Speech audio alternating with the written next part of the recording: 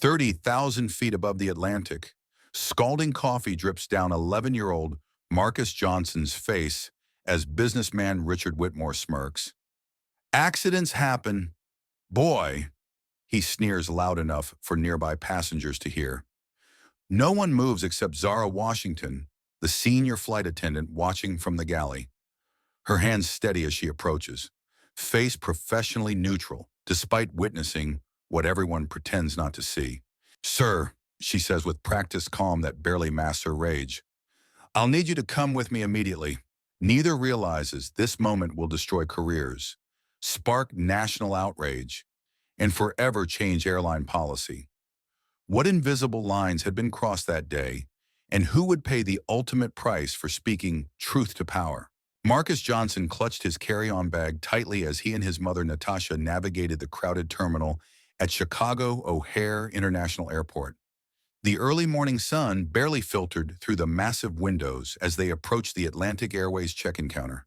Today marked a pivotal moment in 11-year-old Marcus's life. After months of regional competitions, his exceptional chess abilities had earned him a full scholarship to the National Youth Chess Championship in New York City. "Remember to thank Dr. Bennett when we arrive," Natasha reminded him, adjusting her professional blazer. As a single mother working as a civil rights attorney, she had sacrificed countless hours to support Marcus's talent, often taking him to chess club meetings between court appearances. "I will, Mom," Marcus replied, his eyes bright with anticipation. He'd stayed up late studying grandmaster techniques, determined to make his mark against competitors from prestigious private academies. Their excitement dampened when they reached the counter. The attendant frowned at her screen, tapping keys with increasing frustration. "That's strange," she muttered. "Your reservation shows you've been moved to standby status." Natasha's brow furrowed. "That's impossible. We confirmed our seats yesterday and received boarding passes via email." The attendant shrugged. "System shows your confirmed seats were released. It happens sometimes with our booking software." As they reluctantly moved to the standby area, Marcus noticed something troubling.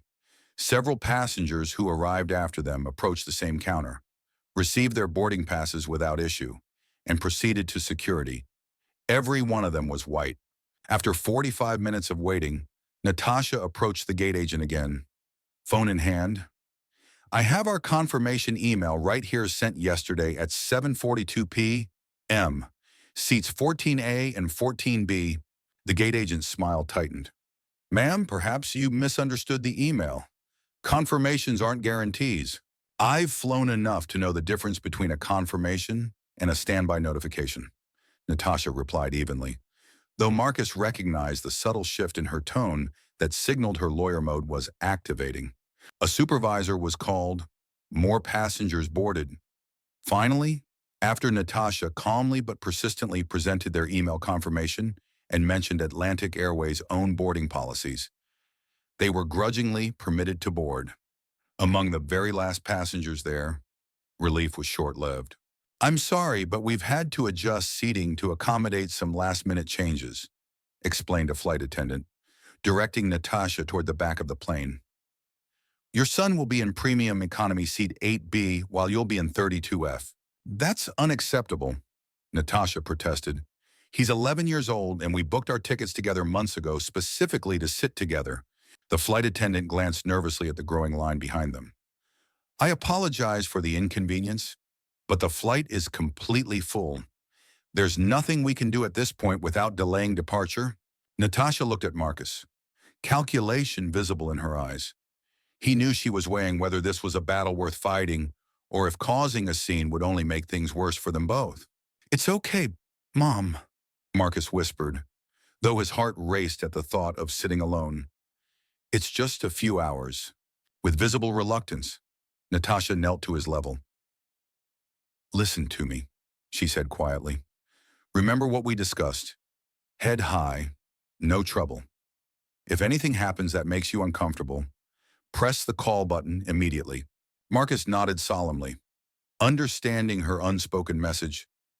As a young black boy traveling alone, he needed to be twice as careful, twice as polite, twice as invisible to avoid unwanted attention. As a flight attendant escorted him to his seat between two businessmen, Marcus glanced back to see his mother still watching him, her face a careful mask that couldn't quite hide her concern. Neither of them realized how prophetic her caution would prove to be. The boarding process was nearly complete when Richard Whitmore strode down the jetway, trailing the scent of expensive cologne. At 53, he carried himself with the unmistakable confidence of someone accustomed to wielding power. His tailored charcoal suit probably cost more than most passengers earned in a month, and his Italian leather briefcase swung casually at his side as he consulted his Rolex with an impatient frown. As senior vice president of Pinnacle Financial Group, Richard was used to priority treatment. Today's delay had been unavoidable, an emergency board call about their latest acquisition, but his irritation was palpable as he made his way down the aisle to his premium economy seat. Upon reaching row 8, Richard's expression shifted from mild annoyance to barely disguised displeasure. His eyes narrowed at Marcus, who sat quietly reading a dog-eared chess strategy book. "Excuse me," Richard said, his voice carrying deliberately. He made a show of checking his boarding pass multiple times, turning it over and holding it up to the light. "I believe there's been some mistake. I reserved seat 8B. Marcus looked up, momentarily confused. "This is 8B, sir. That's what my boarding pass says, too." Richard's mouth tightened as he signaled to a passing flight attendant. Not Zara, but a younger man named James, who was clearly new to the job. "There appears to be a seating conflict," Richard announced. James turned to Marcus first, not Richard, and asked with barely concealed suspicion, "Can I see your boarding pass, please?" Marcus produced his pass, handling it carefully to avoid any accusation of damaging it. Richard exhaled loudly. "Well, someone clearly made an error. I specifically requested this row. I'm a Platinum Elite member." He emphasized the last 3 words while staring pointedly at Marcus's worn sneakers. After examining both boarding passes, James confirmed that Marcus was indeed assigned to 8B. Richard reluctantly took 8C, muttering just loudly enough to be heard. "Must be some kind of affirmative action seating policy now."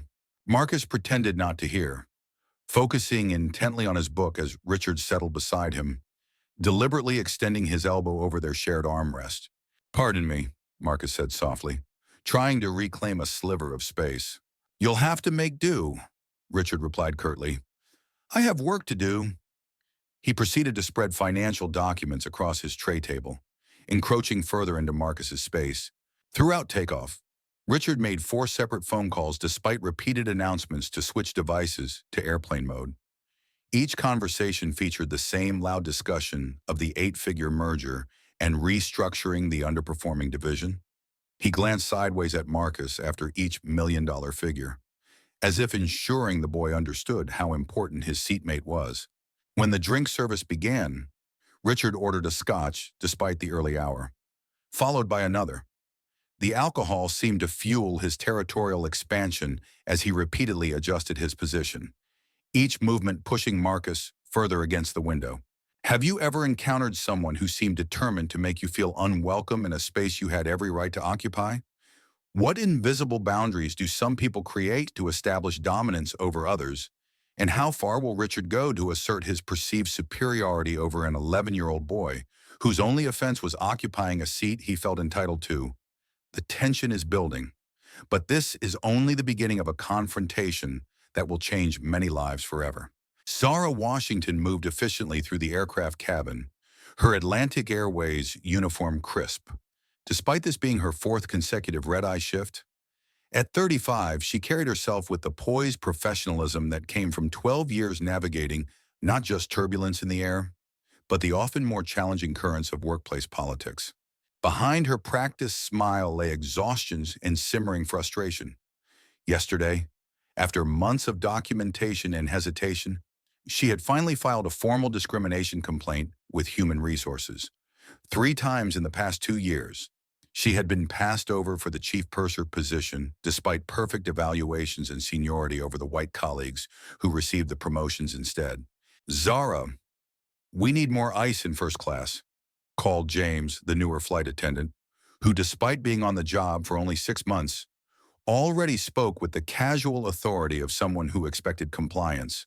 "On it," she replied, maintaining her professional demeanor, while mentally noting this was the fourth time today he directed her to handle tasks outside her assigned section. Small power plays happened so frequently, she sometimes wondered if she was imagining them until she compared notes with other black flight attendants. During pre-flight preparations, Zara had noticed the seating arrangement that separated Marcus from his mother. She'd approached the lead flight attendant, Beverly, suggesting they find a solution before takeoff. "The manifest shows multiple opportunities to reseat them together," Zara had pointed out. "There's an empty pair in row 22. Beverly had dismissed her concerns with barely a glance at the seating chart. "We're already behind schedule. If they had an issue, they should have addressed it at the gate. We can't rearrange the entire cabin for every passenger preference." Zara knew better than to push further. After yesterday's HR complaint, she was already walking on eggshells. Instead, she made a mental note to check on the boy during service. As the flight progressed, Zara recognized in Marcus a familiar behavior pattern, the calculated stillness of a black child trying to be invisible to avoid trouble. She had perfected the same technique herself growing up in Baltimore, learning early that standing out often meant standing in the line of fire. She observed his careful movements, the way he minimized his presence beside the increasingly intrusive businessman, how he folded his chess book to occupy less space on the shared armrest. These weren't the natural actions of a carefree 11-year-old, but the practiced movements of someone who'd already learned hard lessons about navigating hostile environments. During the first beverage service, Zara paused at row 8. "What would you like to drink?" she asked Marcus with genuine warmth, making direct eye contact to acknowledge him as a valued passenger. "Just water, please," he answered softly, his eyes briefly lighting up at being addressed directly and respectfully. "And perhaps a cookie," she added, slipping him an extra packet with a conspiratorial wink. "Thank you, ma'am," Marcus replied, a flash of gratitude crossing his face for this small kindness. Richard cleared his throat impatiently, clearly annoyed at not being served first. "I'll have another scotch." "Neat, and make it a double this time." Zara maintained her professional smile. "Sir, I'd be happy to bring you another beverage shortly, but we're currently serving this section by row." Richard's jaw tightened at this minor challenge to his priority status. "Do you know who I am?" he asked, his voice carrying just enough for nearby passengers to hear. "A valued Atlantic Airways passenger, sir," Zara replied evenly, "whom I'll be delighted to serve as soon as I have attended to this row in sequence." As she proceeded with the service, Zara maintained her peripheral awareness of row 8. Richard's body language grew increasingly hostile, his movements more deliberate in their encroachment of Marcus's space. She'd seen this behavior before: the systematic testing of boundaries, the escalating provocations meant to elicit a reaction that could then be labeled as the real problem. When she passed their row again, she noticed Marcus had carefully arranged his few possessions to take up minimal space. His book now balanced precariously at the edge of his tray table, while Richard's documents spread across nearly 2/3 of both their spaces. The boy caught her watching and quickly averted his eyes, not wanting to be perceived as complaining. In that moment, Zara made a decision. While she couldn't change the seating arrangement, she would keep closer watch over this situation. After yesterday's complaint, she was already risking her career by drawing attention to potential conflicts. But some things mattered more than job security, and the determined dignity of the child, trying so hard to remain unmolested in his rightful space, stirred something protective in her that transcended professional caution. 2 hours into the flight, the cabin settled into the drowsy rhythm of transcontinental travel. Most passengers dozed or watched movies, the hum of the engines providing a steady white noise backdrop. In row 8, however, the tension continued to escalate. Richard repeatedly jammed his finger against his laptop keyboard, each aggressive tap punctuated by an increasingly frustrated sigh. The Wi-Fi connection, spotty at best, had apparently failed him at a critical moment. "Useless," he muttered, glaring sideways at Marcus as if the boy were somehow responsible for the technological limitations of in-flight internet. Completely useless. Can't get anything done in these conditions. Marcus had abandoned his chess book and was now attempting to complete a math worksheet. His teacher had provided extra exercises to keep him sharp during the days he'd missed for the tournament. He'd shifted his body as far toward the window as physically possible, making himself small. "You're taking up too much space," Richard said suddenly, loud enough for nearby passengers to hear. "I can't even use my laptop properly with you constantly fidgeting." Marcus froze, pencil mid-equation. "I'm sorry, sir. I'll try to stay still." The meal service began, flight attendants efficiently distributing trays throughout the cabin. When Zara reached their row, she placed Marcus's tray down first, giving him an encouraging smile. "Careful with that," Richard said as she set his tray in front of him. "I have important documents here." "Of course, sir," Zara replied professionally, noting how Richard had deliberately left his papers spread across his tray table, despite seeing the approaching meal service. As Zara moved to the next row, Richard shifted suddenly, his elbow knocking against Marcus's tray and sending a cup of orange juice splashing across the math worksheet and onto the boy's book. "Oh," Marcus exclaimed, quickly lifting his papers to prevent further damage. "You should be more careful with your drink," Richard admonished, loud enough for others to hear, completely inverting the reality of what had just occurred. I didn't," Marcus began, then fell silent, recognizing the futility of challenging the adult's version of events. "Here," Richard said with exaggerated magnanimity, offering a single cocktail napkin for the spreading puddle. "Accidents happen." Marcus accepted the insufficient napkin with a quiet, "Thank you, sir," and did his best to blot the soggy worksheet. Several nearby passengers had witnessed the deliberate accident, but quickly averted their eyes, unwilling to involve themselves.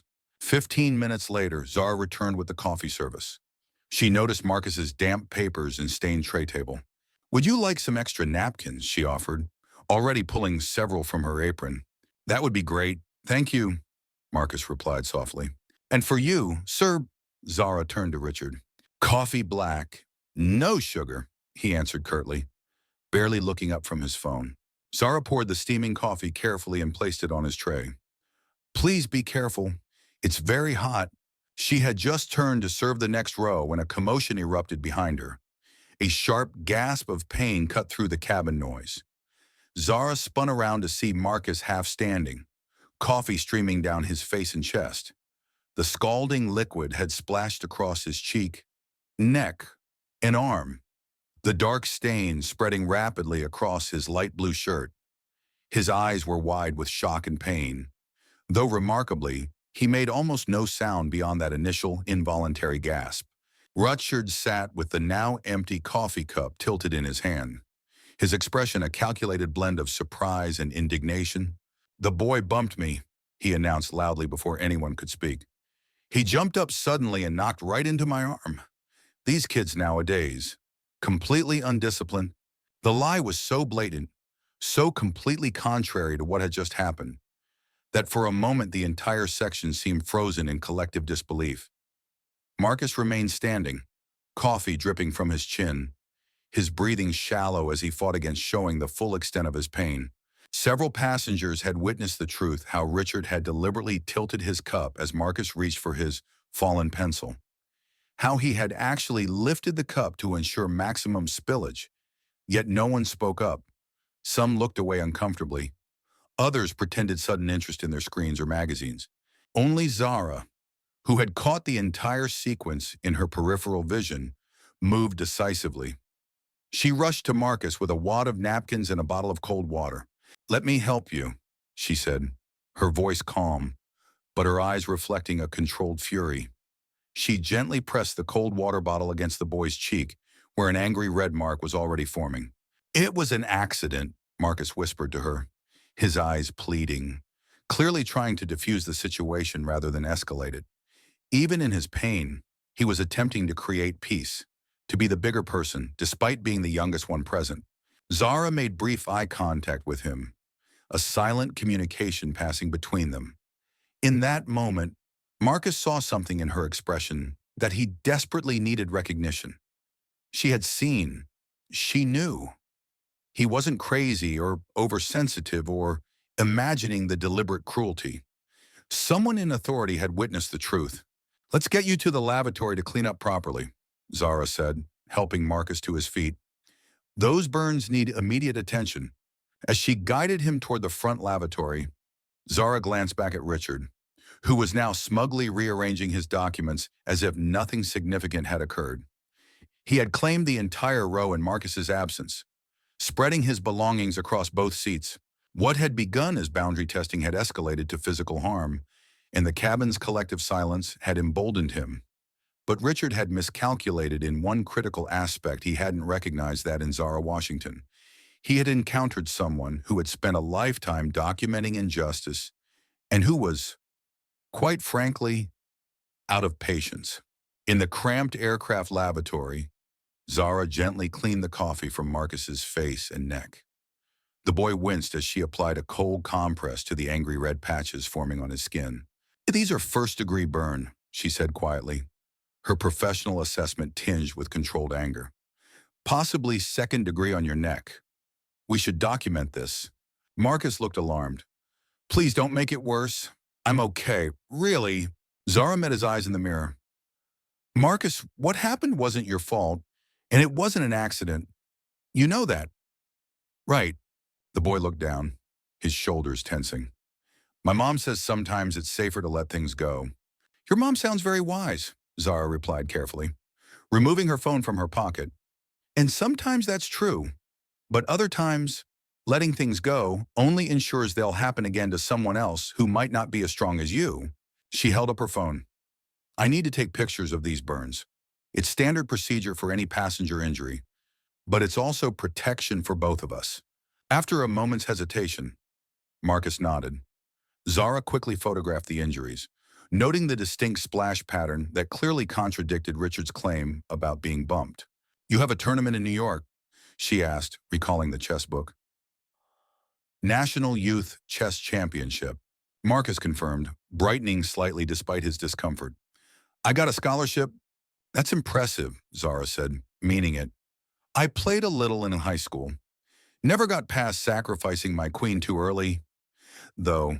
A ghost of a smile crossed Marcus's face. "That's a common beginner mistake.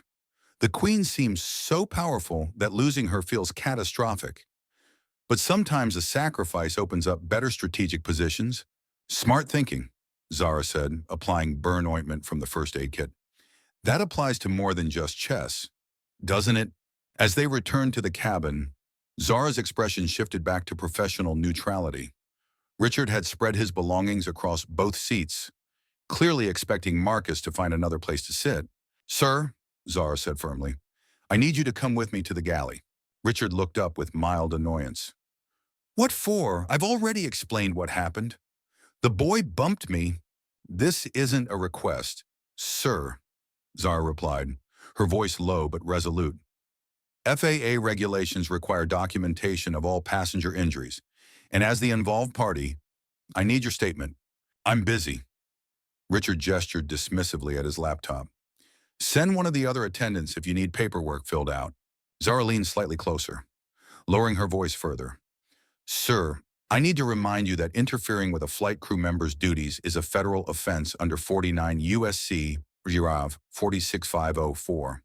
Please come with me now." Something in her tone finally penetrated Richard's shield of entitlement. With visible reluctance, he followed her to the forward galley. Marcus slipped back into his seat, relieved to have temporary respite. In the galley's relative privacy, Zara turned to face Richard directly. Her professional facade remained, but her eyes had hardened. "Mr. Whitmore, I want to be perfectly clear. I observed you deliberately pour hot coffee on that child." Richard's expression shifted from surprise to indignation to calculation, all within seconds. "That's ridiculous. It was clearly an accident. The boy is clumsy and bumped into me."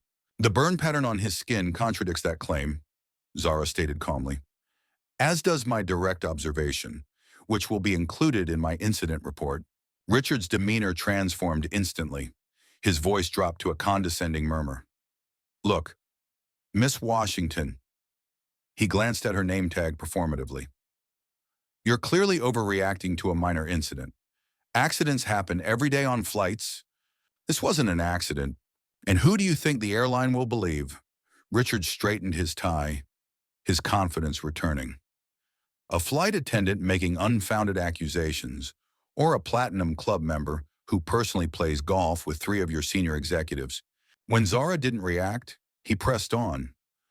I don't think your supervisors would appreciate hearing how you've been harassing a valuable customer, especially given your background. Are you threatening me, Mr. Whitmore? Merely pointing out realities. He smiled thinly. We both know how these situations typically resolve. So why don't we just forget this unfortunate misunderstanding? I'll even request a different seat to accommodate the boy's apparent sensitivity. Zara maintained steady eye contact as she removed her documentation pad. I'm changing your seat assignment regardless, Mr. Whitmore, and I'm filing a complete incident report, including photographs of the child's injuries and witness statements I'll be collecting. Richard's face darkened. You're making a serious mistake. Do you have any idea who I am? A passenger on my aircraft who assaulted a minor, Zara replied evenly. Your status with the airline doesn't exempt you from basic human decency or federal law. Richard leaned forward, dropping all pretense of civility. Listen carefully. I can have your job before this plane lands. One call. That's all it takes. Zara stepped closer, her voice so quiet he had to strain to hear. Sir, I've survived worse than men like you. Have you ever witnessed someone stand their ground against intimidation tactics from someone in a position of power? What happens when someone who's accustomed to getting away with everything meets someone who has nothing left to lose? As tensions escalate 30,000 feet above the ground, will the other passengers continue their complicit silence, or will someone finally speak up for what's right? Seat 28F is available, Zara informed Richard, escorting him toward the back of the plane. His face flushed with barely contained rage as fellow passengers watched his relegation to economy. This is completely unacceptable. He hissed loud enough for those nearby to hear. I paid for premium seating. Atlantic Airways takes passenger safety seriously, Zara replied steadily. Your original seat assignment has been revoked due to a safety concern. Safety concern? Richard scoffed. Is that what we're calling it now everyone can see what's happening? She's playing the race card. His voice rose deliberately on the last sentence, ensuring maximum audience. A ripple of uncomfortable awareness spread through the cabin. Passengers who had been pretending not to notice now turned openly in their seats. Some appeared shocked by Richard's explicit accusation, while others nodded in apparent agreement. As Zara directed Richard to his new seat, an older white man in an adjacent row spoke up. This is ridiculous. You can't just move a paying customer because of some spilled coffee. It was an accident, added a middle-aged woman several rows ahead, despite being too far away to have witnessed anything. Kids are always jumping around. James, the junior flight attendant, approached Zara with obvious discomfort. Maybe we should reconsider this, he muttered. He's a Platinum member, and it's creating a scene. An incident report has been filed, Zara responded calmly. The decision is final. Meanwhile, Marcus sat alone in premium economy, shoulders hunched as he became the unwilling center of a divided cabin's attention. He stared fixedly at his window, wishing he could disappear as whispered comments swirled around him. Poor kid. Did you see his face? The man did it on purpose. I watched him tilt the cup. But why would an executive do something like that to a child? The flight attendant is overreacting. Typical. The aircraft had transformed into a microcosm of society itself, those who had witnessed injustice and remained silent, those who spoke up belatedly, those who defended the status quo regardless of evidence, and those who questioned the victim rather than the perpetrator. The commotion drew First Officer Taylor from the cockpit. A tall man with salt and pepper hair. He surveyed the situation with practiced calm. What's the situation? He asked Zara discreetly.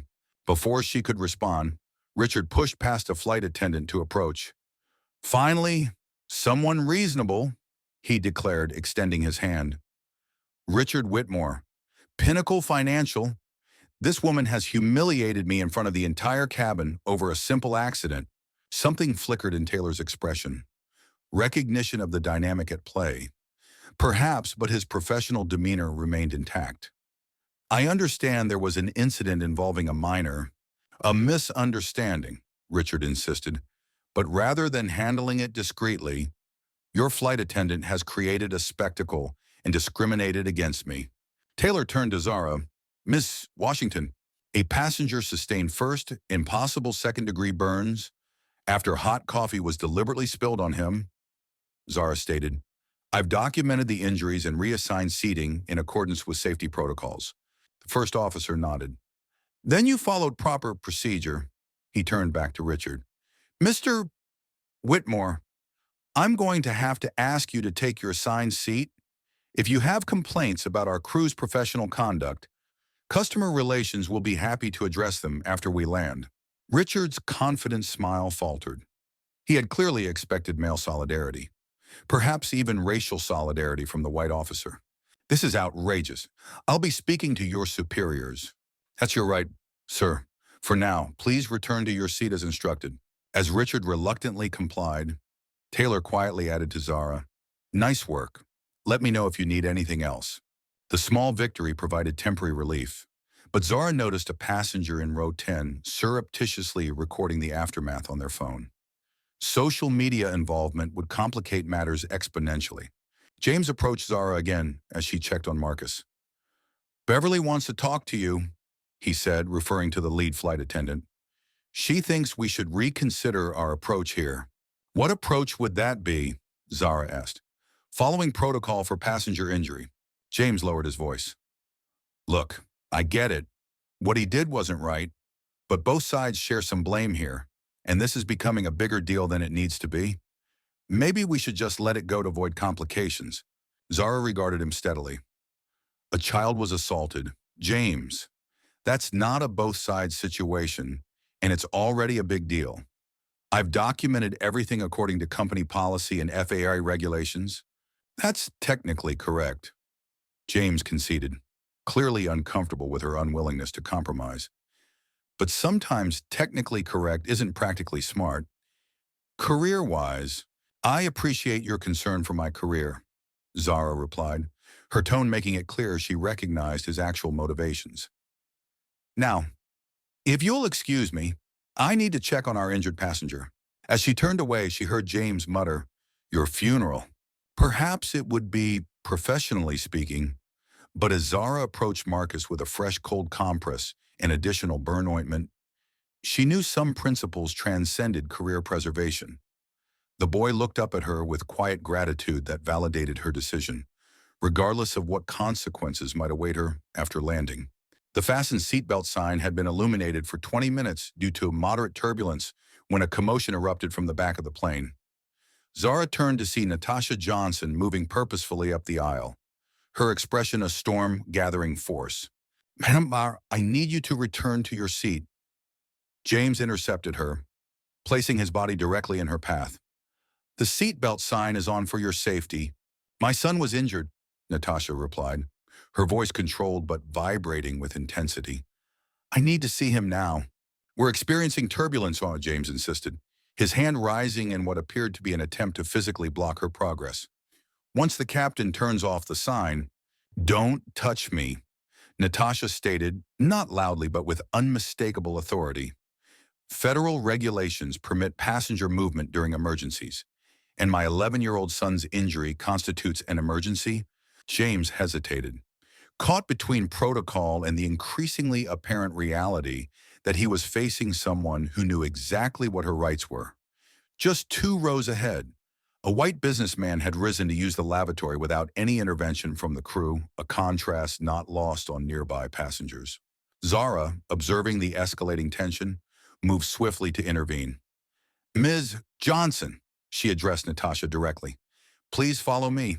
Your son is in row 8. She turned to James with a professional smile that didn't reach her eyes. I'll escort Miss Johnson to ensure her safety during the turbulence. James stepped back reluctantly, clearly unhappy with Zara undermining his authority, but unwilling to create a further scene. As they moved forward, Natasha spoke quietly to Zara. What happened? The call button has been disabled in my section, and no one would tell me anything except that there had been a minor incident. A male passenger deliberately poured hot coffee on Marcus. Zara replied frankly. I've documented the injury and moved the passenger to another seat.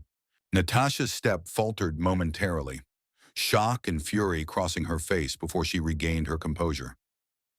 How badly is he hurt? First-degree burns primarily, possibly second-degree on his neck. I've applied burn ointment and cold compresses. They reach row 8, where Marcus sat alone, a damp cloth pressed against his neck. His eyes widened at the sight of his mother. Mom! Relief flooded his face. Natasha immediately knelt in the aisle beside him, gently examining his injuries. Her lawyer's composure momentarily fractured as she took in the angry red marks on her son's skin. Oh, Marcus, so I'm okay, he assured her quickly. Ms. Washington helped me. Natasha looked at the burns again, her expression hardening as she mentally cataloged each mark. She then turned to Zara, her demeanor shifting noticeably from concerned mother to something equally powerful, but more calculating. I want the passenger's name, she stated, and I need the air marshal to document these injuries officially.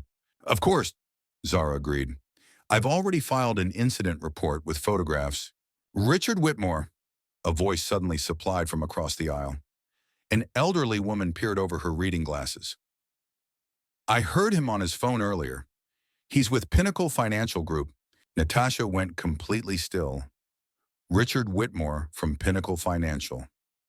She clarified, her voice taking on a new edge. The elderly woman nodded. That's right, he made sure everyone knew it. A strange expression crossed Natasha's face recognition, followed by something almost like grim satisfaction. Ms. Washington, where is Mr. Whitmore seated now? Row 28F, Zara replied. Do you know him? Not personally, Natasha said, her lawyer's mask fully in place now. But my firm, Johnson, Rivera, and Chen successfully represented 6 plaintiffs against Pinnacle Financial Group last year in a racial discrimination lending case. I led the litigation team. Understanding dawned on Zara's face. This wasn't random. Possibly not, Natasha agreed, her mind clearly racing. Which makes it premeditated assault with potential hate crime enhancements. From the back of the plane, Richard's voice suddenly carried forward as he complained loudly to a nearby passenger. His words cut off abruptly when he glimpsed Natasha standing in the aisle beside Marcus. Even from a distance, the flash of recognition and alarm on his face was unmistakable. He knows exactly who we are, Natasha confirmed quietly. The depositions were contentious. He was forced to admit to discriminatory lending practices under oath. Marcus looked between them, comprehension dawning. That's why he was so angry from the beginning. It wasn't just about the seat.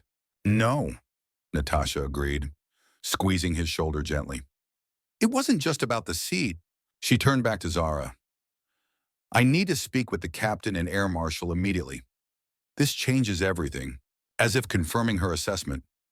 Richard was now on his phone, despite the clear prohibitions against cell usage during flight. His urgent whispers carried an unmistakable note of panic. The coincidence of finding himself seated beside the son of the attorney who had humiliated him professionally had apparently triggered a vindictiveness that overrode both judgment and basic human decency. Now, faced with the unforeseen consequence of Natasha's presence on the same flight, his calculated intimidation of a child had transformed into something with potentially serious legal repercussions, a reality that seemed to be dawning on him with increasing alarm. I want to see all documentation you've gathered, Natasha told Zara, and I need statements from any witnesses before we land. As they spoke, James approached again, his expression troubled. The captain wants to know what's happening. There are complaints from several passengers about disruptions. Excellent, Natasha replied before Zara could speak. Please inform the captain that there will be law enforcement officers meeting this flight due to an assault on a minor, possible hate crime, and what appears to be witness intimidation currently in progress. She gestured toward Richard, who was now moving through the cabin, approaching passengers who had witnessed the incident, speaking intensely to each one. James blanched. I'll relay the message. As he hurried toward the cockpit, Natasha turned to Marcus. How are you really feeling? For the first time, the boy allowed his true distress to show. It hurts, Mom, and everyone was watching. But nobody said anything until Ms. Washington helped me. Natasha pulled him gently into her arms, mindful of his burns. I'm here now, she promised, and we're going to make sure this never happens to anyone else. The atmosphere in the cabin had transformed from passive discomfort to charged anticipation. Word had spread rapidly about Richard's background and Natasha's identity, creating a narrative far more compelling than a simple coffee spill. Passengers who had remained silent now processed their complicity differently in light of new context. An elderly white woman with immaculately coiffed silver hair approached row 8, where Natasha was still seated beside Marcus. She pressed a business card into Zara's hand. Eleanor Blackwell. She introduced herself quietly. Retired federal judge, Second Circuit Court of Appeals. I witnessed the entire incident and would be willing to provide testimony. She glanced at Marcus with genuine concern. That was no accident. Young man, I should have spoken up immediately, and I apologize for my hesitation. Natasha accepted the card with a grateful nod. Thank you, Your Honor. Ms. Washington, a teenage girl with purple-tipped hair, leaned across from row 7. I have a video, not of the actual spill, but right after when that guy was claiming Marcus bumped him. You can totally see it's alive from how the coffee splashed. You recorded it? Zara asked, surprised. The girl nodded. I've been documenting microaggressions for my social studies project. I never expected to capture something this extreme. From across the aisle, an Asian man in a business suit who had earlier remained conspicuously silent now cleared his throat. Min Jun Park, Morgan Stanley. I saw everything. The man deliberately tilted his cup when the boy reached for his pencil. I should have said something immediately. His expression reflected genuine regret. I have a son about his age. I'd want someone to speak up for him. Beside him, his white colleague nodded. I'll corroborate that. It was 100% intentional. The growing coalition of witnesses seemed to embolden others. A flight attendant from another section approached with a paper cup. The passenger in 28F asked for a hot tea after being relocated. When I served him, he asked how much trouble an attendant would get into for fabricating incidents. It felt like he was fishing for information about your job security. She told Zara, I saved the cup with his fingerprints. James, who had earlier suggested letting it go, now approached with an affected look of concern. I've been thinking about the passenger's behavior during boarding, he announced loudly enough for several rows to hear. He seemed noticeably intoxicated. I probably should have alerted you earlier. Natasha and Zara exchanged knowing glances at this transparent attempt to position himself on the right side of a situation that had clearly shifted.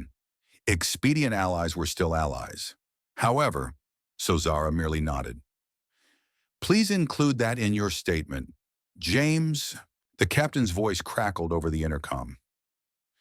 Ladies and gentlemen, we are beginning our initial descent into New York. We are approximately 90 minutes from landing at JFK International. At this time, we ask that all passengers return to their assigned seats and fasten their seatbelts.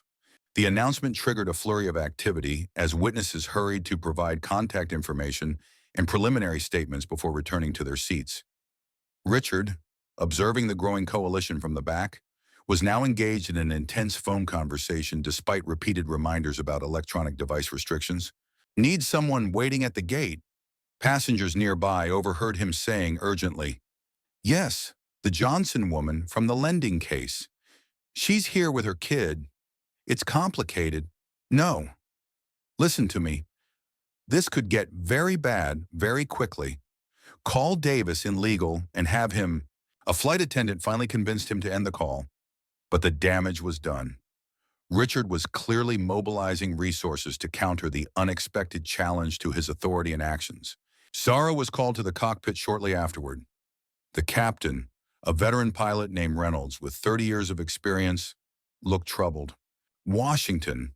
I just received a direct radio communication from Atlantic Airways' Chief of Operations, he informed her grimly. Highly unusual procedure. What did they want? Sir, they've issued explicit instructions. No authorities are to be involved in what they're calling a customer service misunderstanding. Richard Whitmore is to be personally escorted to the VIP lounge upon landing. He hesitated. And you're to report immediately to the station manager's office. Zara's expression remained neutral, though her stomach tightened. I see. They specifically referenced your recent HR complaint, the captain added, watching her carefully. Suggested this incident might be viewed as retaliatory on your part. They're preemptively discrediting me, Zara stated flatly. Appears that way, Reynolds sighed. Look, I've documented your incident report according to protocol. Beyond that, my hands are tied. 29 years till retirement, mortgage, 2 kids in college. He let the implications hang in the air. I understand, Mom. Sir, as Zara returned to the cabin, she passed Richard, who now wore a smug expression of triumph. He'd obviously been informed of the company's intervention. The predictable corporate protection of wealth and status over justice was unfolding exactly as he'd anticipated. Back in row 8, Zara quickly relayed the development to Natasha. Classic playbook, Natasha noted without surprise. They'll isolate witnesses, offer incentives for silence, and control the narrative through their corporate channels. She thought for a moment. We need to contact authorities directly, bypassing the airline entirely. My phone will be confiscated the moment we land, Zara predicted. Eleanor Blackwell, the retired judge, leaned forward from her seat. Use mine, she offered, passing her smartphone. I still have contacts in the Eastern District, and unlike these corporate types, federal judges serve lifetime appointments. I'm not afraid of their pressure tactics. Natasha quickly composed messages to both TSA and Port Authority Police, detailing the assault and the apparent corporate conspiracy to obstruct investigation. She included Marcus's photos and the teenager's video, which had been transferred to Judge Blackwell's phone. Sent, she confirmed, returning the device. Now we wait. As the aircraft began its final approach, the seatbelt signs illuminated. Through the windows, passengers could see multiple airport vehicles gathered near their assigned gate, not standard protocol for a routine arrival. Mom, Marcus whispered, noticing Natasha's tension. What's going to happen? She squeezed his hand gently. Justice. I hope, but it might get complicated first. From her position near the galley, Zara observed the gathering forces through the cockpit window during landing. Atlantic Airways executives in dark suits stood alongside security personnel, not law enforcement, but private airline security. Their positioning suggested not protection, but containment. Richard straightened his tie in preparation for disembarking. His earlier panic had been replaced by renewed confidence. The system designed to protect men like him was visibly mobilizing right on schedule.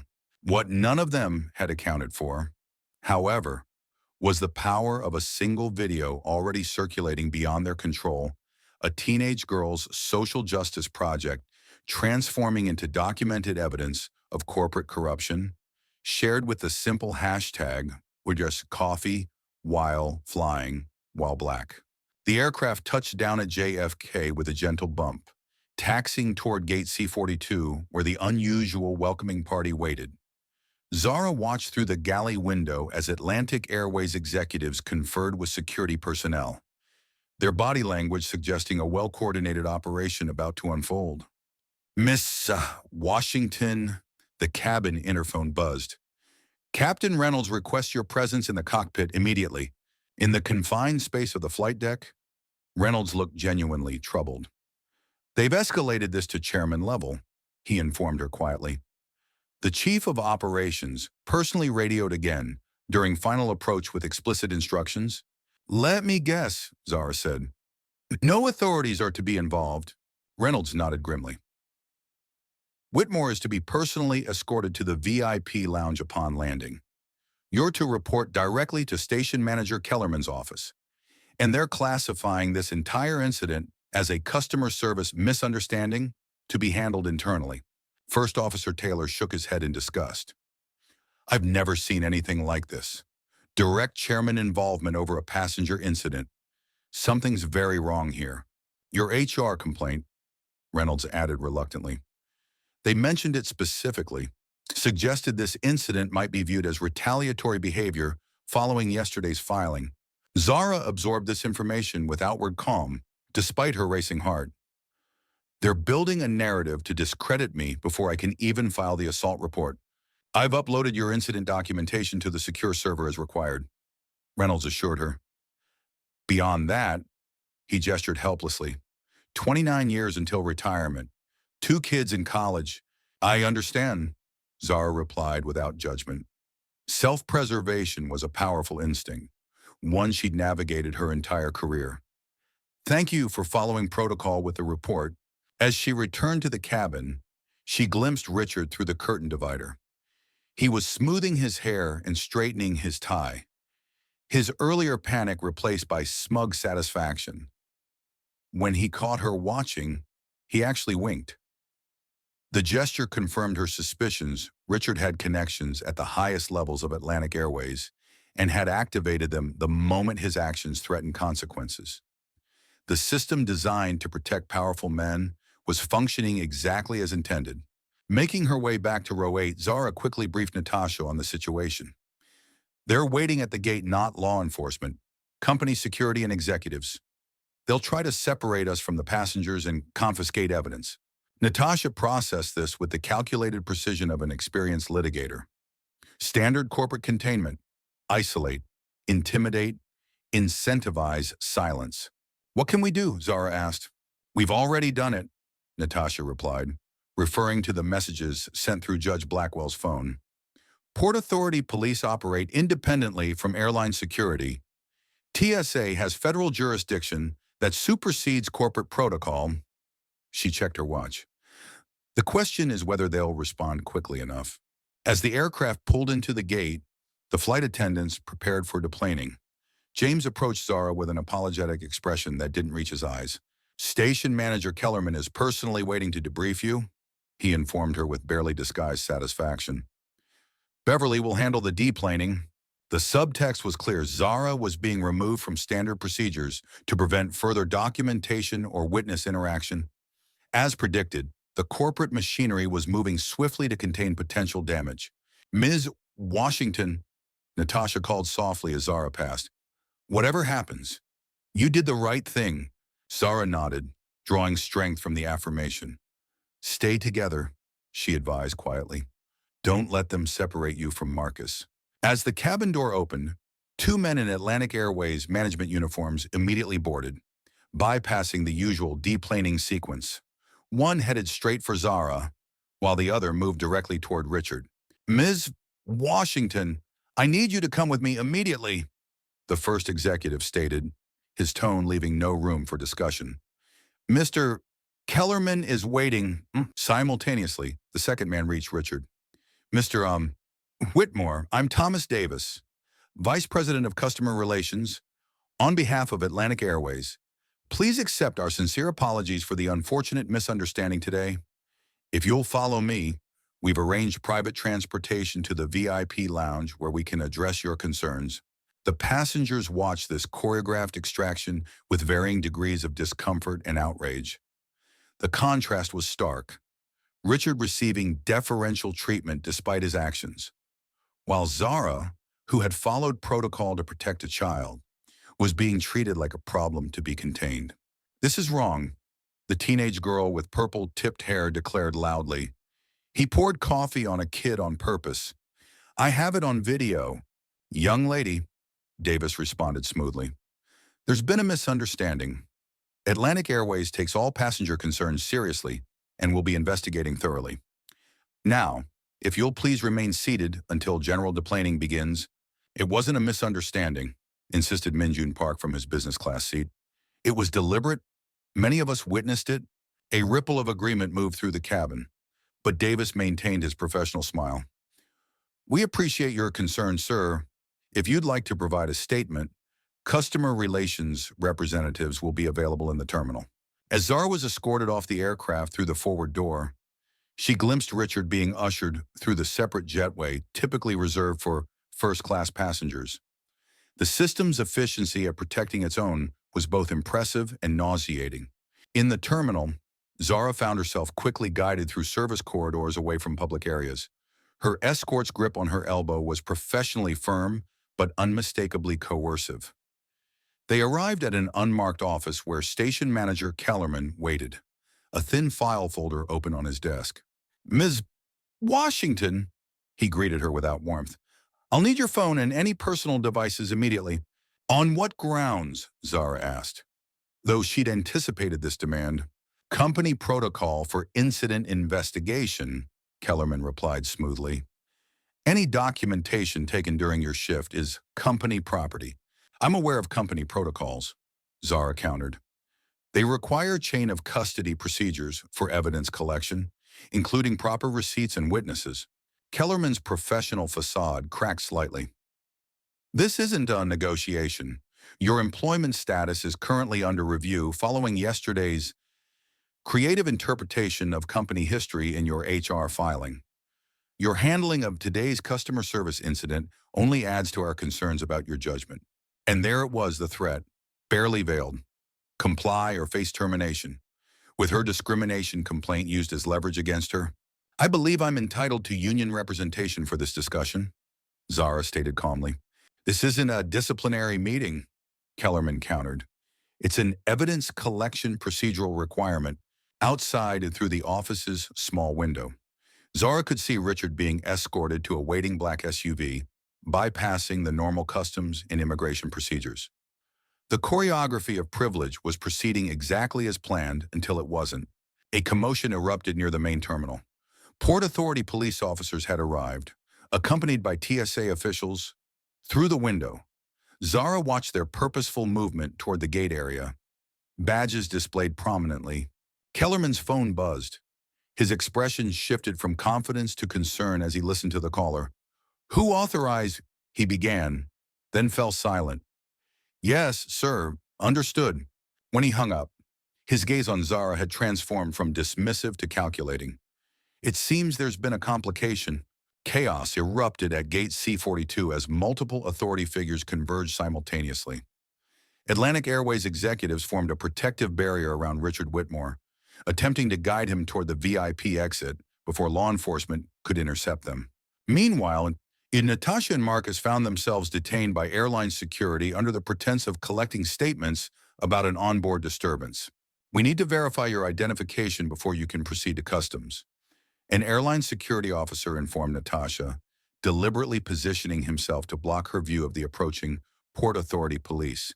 "You have no authority to detain us," Natasha responded calmly, keeping Marcus firmly at her side. "We're proceeding to customs as required by federal law." "This is a routine security procedure," the officer insisted. "If you'll just come with me to our private office." Attempting to separate a minor from his legal guardian without court order or imminent danger constitutes unlawful detention, Natasha stated, raising her voice just enough to draw attention from nearby passengers. "I am refusing your request to enter a private location, and we will remain in this public space while complying with all lawful immigration and customs procedures." Her precise legal language gave the security officer pause just long enough for a Port Authority police sergeant to approach. "Is there a problem here?" the sergeant inquired, assessing the tense standoff. Before the airline security officer could respond, Natasha addressed the sergeant directly. "Officer, I'm Natasha Johnson, attorney with Johnson, Rivera, and Chen. My son was assaulted on this flight, and we've been prevented from filing a police report by airline personnel who are currently attempting to escort the perpetrator off premises without proper immigration processing." The sergeant's demeanor shifted immediately from routine inquiry to focused concern. "We received multiple alerts about this situation. Ma'am, TSA has been notified as well." Across the terminal, other passengers from the flight were being approached by Atlantic Airways representatives offering flight vouchers and upgrade certificates. The teenager with purple-tipped hair was listening skeptically to a customer relations officer explaining how the airline would thoroughly investigate if she would just sign a standard feedback form, which contained carefully worded non-disclosure language in its final paragraph. "I'm not signing anything," the girl declared, recognizing the tactic from her mother's experience with workplace harassment. "And I've already uploaded the video." Indeed, her clip showing the aftermath of the coffee incident with Richard clearly lying about being bumped had already been shared to multiple platforms with the hashtags #CoffeeWhile, Flying While Black. The 16-second video was accumulating thousands of views per minute, outpacing the airline's containment efforts. Outside the terminal, several news vans had arrived, alerted by both the viral video and Judge Blackwell's connections with local media. The retired judge had made a single phone call to a former clerk who now worked as a legal correspondent for a major network. That was all it had taken to transform a contained corporate incident into a developing news story. In Station Manager Kellerman's office, Zara continued to refuse surrender of her phone despite escalating threats to her employment. When security personnel attempted to physically confiscate the device, she calmly informed them that removing her personal property without consent constituted theft. "You're making a serious mistake," Kellerman warned as his strategy crumbled. "Your career is over." "Perhaps," Zara acknowledged. "But some things matter more than careers." The office door opened abruptly as a TSA supervisor entered, accompanied by a Port Authority officer. "We need to speak with Flight Attendant Washington immediately regarding an in-flight assault report." Kellerman attempted to intercede. "This is an internal airline matter being handled through appropriate corporate channels. Assault allegations fall under federal jurisdiction when they occur in flight," the TSA supervisor stated flatly. "We'll need to interview Ms. Washington without delay." As Zara was escorted from the office, she glimpsed Richard through the terminal windows, being hurried toward a black SUV. Despite the executive's efforts to shield him from view, several news cameras captured his face clearly.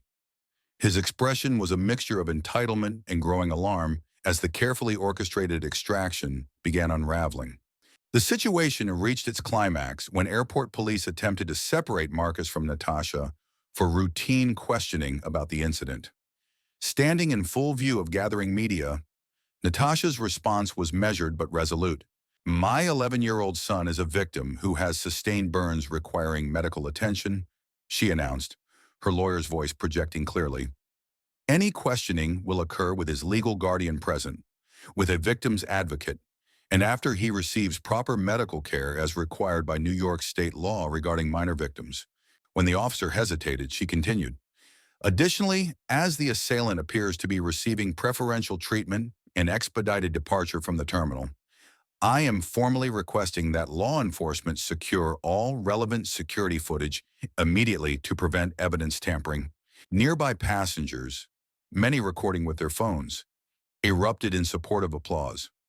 The public spectacle had transformed the power dynamic completely, rendering corporate damage control tactics not just ineffective, but actively damaging to the airline's reputation. A medical team finally arrived to properly assess Marcus's burns.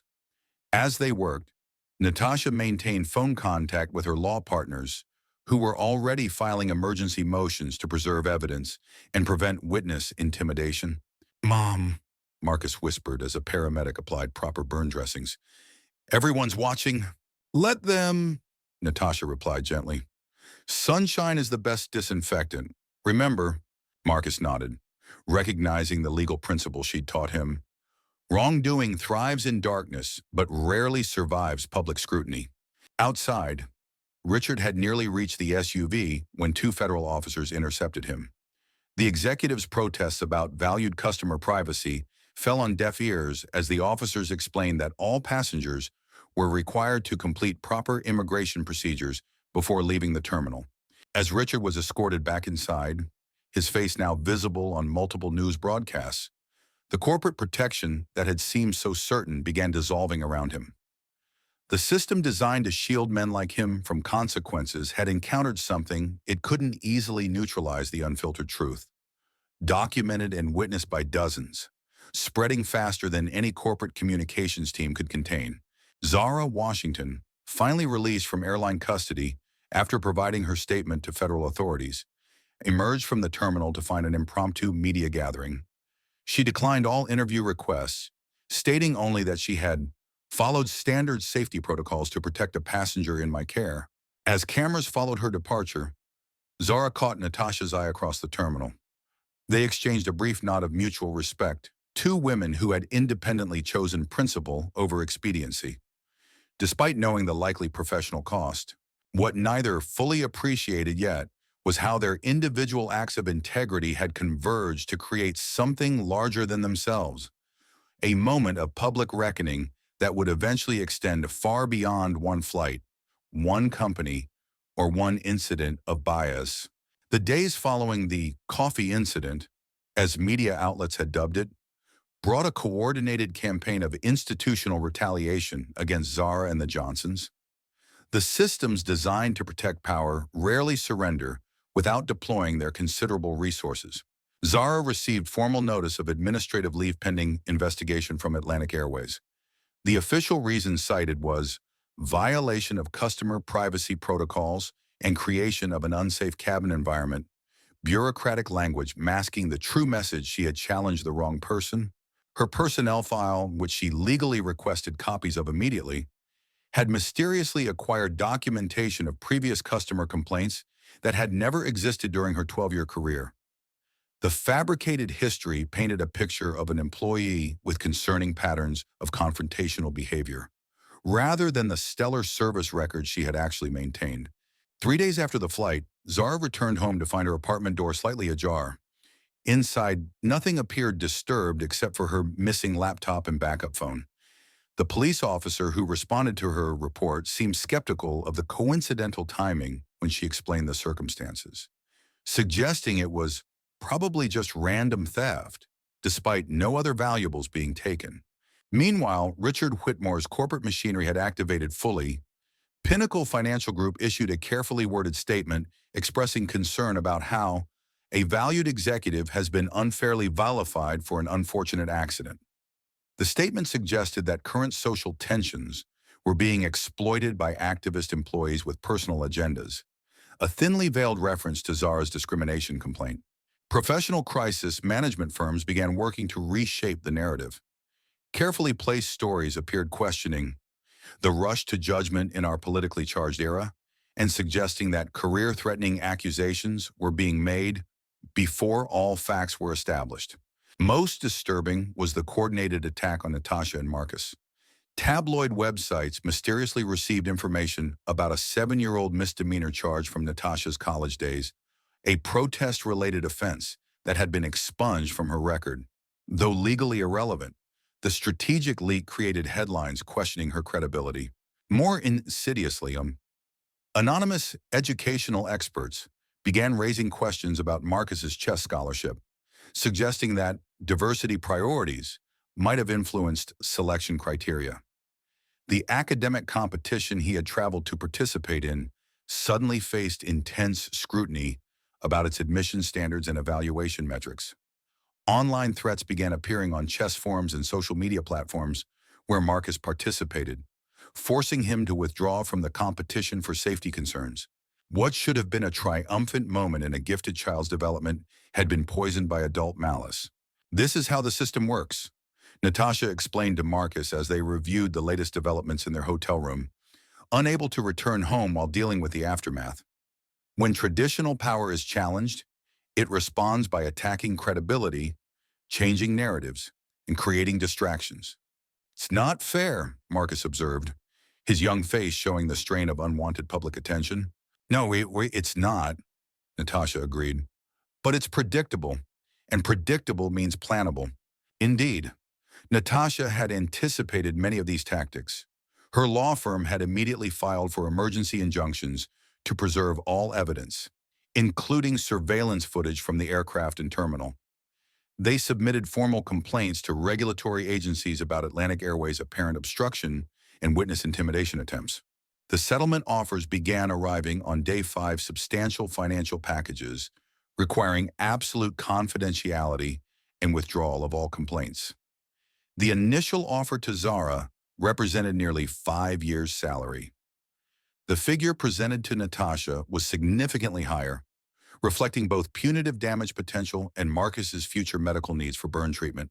They're hoping to make this disappear, Zara observed during a careful meeting with Natasha at her attorney's office. They had begun taking security precautions after both experienced unexplained glitches with their phones and email accounts. They always do, Natasha confirmed. Money is how they measure the cost of continued discrimination. If the settlement is cheaper than changing their culture, the behavior continues. Rather than accept the increasingly generous offers, they continued investigating. Through professional contacts and careful research, they uncovered disturbing patterns. Richard Whitmore had similar incidents on other airlines, all quietly resolved through executive channels. Several female employees at Pinnacle Financial had filed complaints about his behavior, only to subsequently leave the company with generous severance packages and ironclad non-disclosure agreements. Atlantic Airways itself had a troubling history of discrimination complaints from both employees and passengers, nearly all resolved through confidential settlements that prevented public pattern recognition.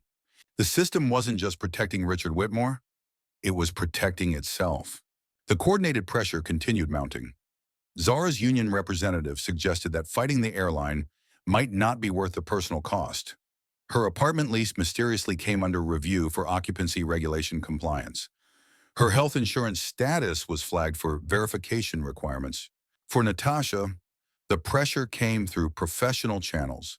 Clients were quietly approached about concerns regarding potential conflicts of interest. Court dates for her other cases experienced unusual rescheduling complications. Colleagues received subtle suggestions that association with controversial matters might impact their advancement prospects. Throughout this institutional onslaught, an unexpected counterforce was developing. The teenage girl's video had sparked something beyond a viral moment. Other Atlantic Airways employees began anonymously sharing similar experiences of discrimination and corporate cover-ups. Passengers from different flights came forward with accounts of witnessing biased treatment that had been dismissed as misunderstandings. Judge Blackwell, immune to corporate pressure due to her lifetime appointment and retirement status, gave a measured interview discussing the legal principles at stake rather than specific allegations. Her gravitas lent legitimate weight to concerns about systemic issues within the airline industry. 2 weeks after the flight, as the corporate pressure campaign reached its peak intensity, Minjun Park made a decision. Despite potential business repercussions, the investment banker published a detailed first-person account of witnessing the incident on a major financial news site. His precise, unemotional description from a business-class passenger's perspective cut through the emotionally charged debate with devastating clarity. What I observed was not a misunderstanding. He wrote, "It was a deliberate act followed by an equally deliberate corporate effort to obstruct accountability. As business professionals, we cannot claim to value integrity while remaining silent about its absence. The combined weight of these voices created something the system hadn't anticipated, a coalition too diverse to be easily discredited and too distributed to be silenced through conventional pressure tactics. They're used to fighting individuals." Natasha explained to Marcus as they monitored developments. A single employee, a single passenger, a single complaint, those are manageable through institutional responses.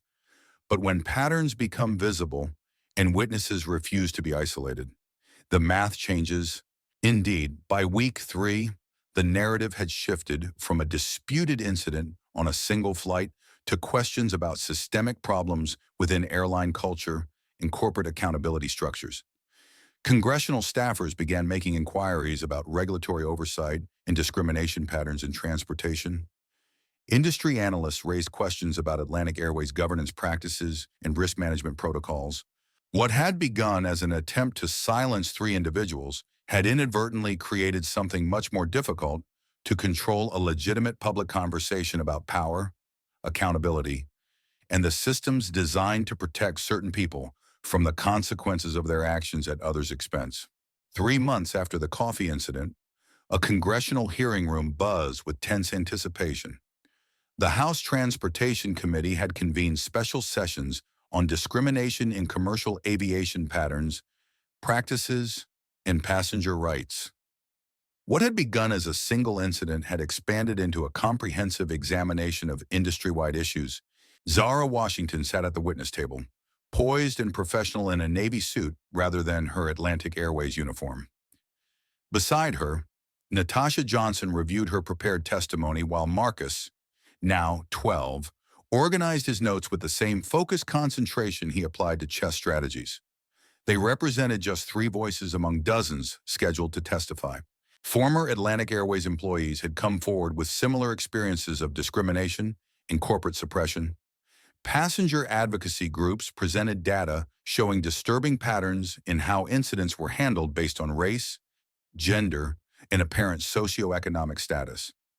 Industry experts testified about the insular culture that enabled systematic cover-ups of behavioral problems among high-status passengers and executives.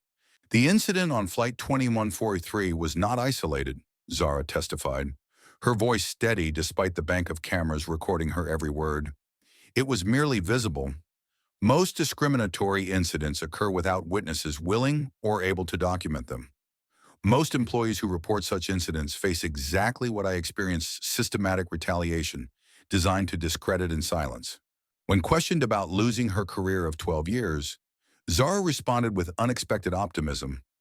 I haven't lost my career. I've redirected it toward its true purpose, ensuring safe and equitable treatment for all passengers and crew members. Indeed, rather than accepting Atlantic Airways' eventual reinstatement offer, which came with substantial back pay but required confidentiality, Zara had accepted a position heading a newly created passenger advocacy office within the Federal Aviation Administration. The role leveraged her frontline experience to develop more effective anti-discrimination protocols and reporting mechanisms. Natasha's testimony focused on the legal structures that enabled corporate concealment of discrimination patterns. The current system of confidential settlements and mandatory arbitration creates perfect conditions for continued misconduct, she explained. When each incident is treated as isolated and records remain sealed, patterns remain invisible to regulators and the public. Her law firm had established a dedicated transportation equity division, focusing specifically on discrimination cases previously considered too difficult to litigate successfully. Their first major victory had been compelling Atlantic Airways to release non-privileged data about passenger complaint outcomes, revealing stark disparities in resolution based on demographic factors. Most compelling was Marcus's testimony. Despite his youth, he spoke with clarity about both the incident itself and its aftermath. When that coffee burned my skin, it hurt, he told the committee. But when everyone pretended not to see what happened, that hurt more.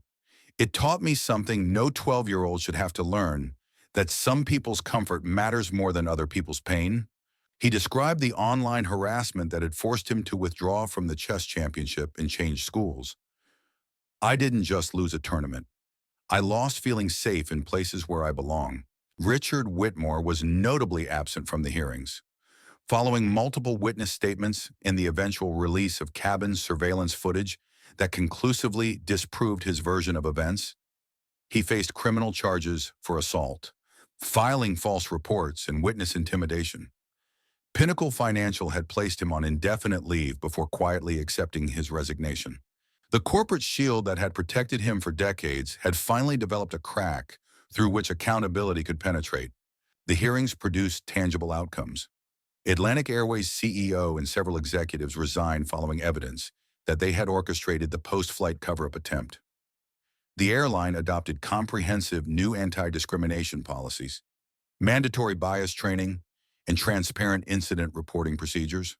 Most significantly, the industry faced new regulatory requirements for documenting and addressing discrimination complaints without automatic confidentiality provisions. 6 months after the flight, Zara, Natasha, and Marcus gathered in Washington, D.C. for the signing of the Safe Skies for All Act, which established an independent review board for transportation, discrimination incidents, and whistleblower protections for employees who reported safety or civil rights violations. The legislation represented something rare in modern governance, a bipartisan acknowledgement that systems designed to protect power at the expense of individual dignity ultimately undermine the integrity of American institutions. While the political motivations varied across the ideological spectrum, the recognition of necessary change did not. After the formal signing ceremony, Marcus was invited to make brief remarks. Standing at the podium, taller now than he had been 6 months earlier, but with the same thoughtful intensity, he looked out at the assembled officials, advocates, and media. One cup of coffee revealed a broken system. He stated simply, "Imagine what else we'll fix once we truly see each other." The journey from row 8 of Flight 2143 to this moment had been neither easy nor without cost. Zara had surrendered a career she loved, but gained a platform to transform it. Natasha had faced professional intimidation, but expanded her firm's impact. Marcus had lost a chess championship opportunity, but gained a profound understanding of both injustice and the courage required to confront it. As they left the Capitol together, a reporter called out, asking if they felt they had received justice. Zara considered the question carefully before answering. "Justice isn't something you receive," she replied. "It's something you build decision by decision, stand by stand, day by day. We've laid a foundation. The building continues. Behind them, visible through the Capitol windows, flights continued crossing the Washington sky, their passengers and crews now operating under rules that acknowledge a simple truth. Dignity isn't a privilege for some, but a right for all. Even at 30,000 feet, this story powerfully illustrates several profound truths about confronting injustice in today's world. First, courage is often not a grand gesture, but a series of small decisions to stand firm when compromise seems easier. Zara, Natasha, and Marcus each faced moments where backing down offered immediate relief, yet chose the harder path of accountability. Second, systems designed to protect privilege rely primarily on isolation. By separating witnesses, individualizing complaints, and treating each incident as unique, powerful institutions prevent pattern recognition that might reveal systemic problems. The breakthrough came not from a single heroic stand, but from a coalition of diverse voices refusing to be silenced separately. Third, institutional change requires both pressure from outside and integrity from within. External advocacy created visibility, but internal allies who eventually spoke truth to power were equally essential for transformation. Fourth, justice isn't merely punitive, but constructive. The most meaningful outcome wasn't Richard's downfall, but the creation of new systems and protections, ensuring others wouldn't face similar treatment. Finally, true accountability often costs something. Zara risked her career, Natasha faced professional intimidation, and Marcus lost opportunities. Yet each gained something more valuable, the knowledge that their actions created ripples, extending far beyond one flight or one incident. As Martin Luther King Jr. wisely noted, the arc of the moral universe is long, but it bends toward justice. Sometimes that bending requires brave hands willing to apply the steady pressure despite the personal cost. In our own lives, we all face moments when we must choose between comfortable silence and costly truth. The question is not whether these moments will come, but whether we will recognize them when they do and find within ourselves the courage to act. After all, sometimes the bravest thing we can do is simply refuse to look away when others do. Even at 30,000 feet,